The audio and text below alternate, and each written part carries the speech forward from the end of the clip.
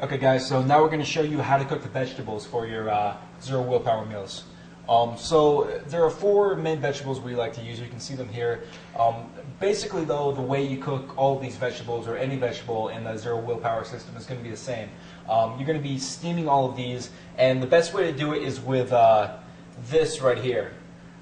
This is a little thing that fans out, and you can put it in the bottom of your pot, and all the vegetables will just rest on top of this, and you'll have boiling water beneath this basically. And the boiling water, the steam will come up, and you'll have a lid on the pot, so your vegetables are cooked by the steam. And this is the best way to do it, but if you don't have this, you can still steam your vegetables. All you have to do is put about 1 inch of water on the bottom of the pot, put your vegetables in, put the lid on, and they'll steam right up. And Dana, why don't you tell us where do you get these from? This one we picked up at Target. It's pretty cheap. Target, Walmart, grocery stores even, we usually have it. Pretty much anywhere you can get it from. Okay. And again, with the system, we like to steam our vegetables. But if you like to go ahead and cook it in a frying pan or another way of doing it, that's fine also. Just kind of keep in mind, because we want to keep low in calories and fats.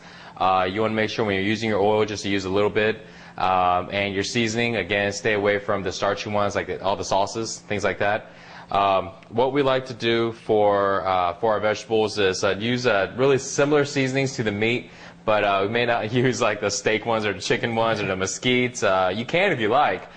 Usually we just stick with something as simple as salt, pepper, garlic powder, or something like that.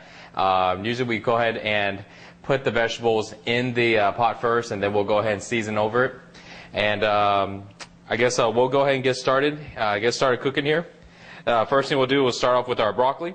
And usually with the broccoli, we usually go with crown heads instead of the whole thing, just because I really don't like to eat the end pieces. What about you, Dan? You like to eat those? Yeah, that's exactly what I do. I just buy the heads. Yeah, the heads. Yeah. So let's cut it up into.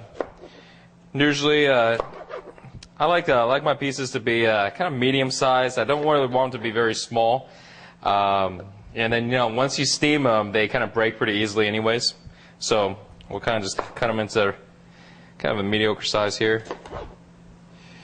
And all right, so let's go and cut off our broccoli. So important thing to know with vegetables is that this looks like a ton of stuff, but we're actually only showing you part of what we're actually cooking. Because the vegetables, you need a big volume of them to produce a small volume of cooked vegetables, because they shrink up a lot in the steaming process. Yeah, especially on spinach. Yeah, definitely. Yeah, we actually have like a huge tub of spinach, which really only make like maybe like 4 or 5 meals. Yeah. Another really important thing to keep in mind with the vegetables is that even more so than with the meat, I think, they cook a lot in the microwave. So you want to get them like very, very crisp when you cook them. For the first time. And just keep in mind that you're really only cooking them, I would say, probably like 50-60% of the way, and the microwave is going to do the rest.